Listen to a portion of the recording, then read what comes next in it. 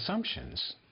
And one of the beliefs that parents who adopt internationally that will hold sometimes is that I can just raise my child to be a good person, that I'm going to raise my children to be good human beings, therefore it's not going to be necessary to address race and culture. As white people, nobody taught us how to talk about race.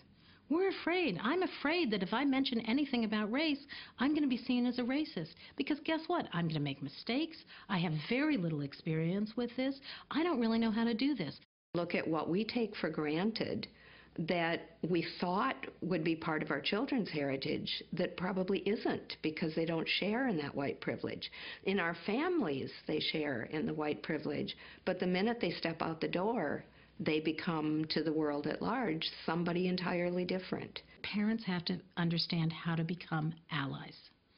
And when I say allies, that means it is not okay for white parents to say, oh, I'm sure Mrs. So-and-so didn't really mean it that way. When parents minimize the children's experiences of prejudice and discrimination, the children begin to believe that there must be something wrong with me. Children will not tell their parents everything.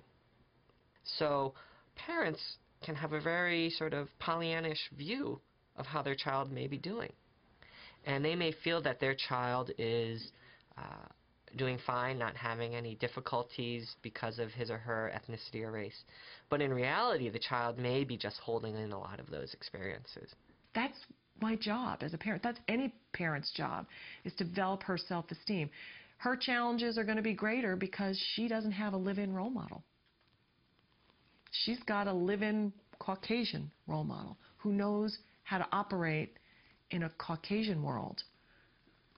That's something that she's going to have to overcome, and I'm going to do my darndest to help her.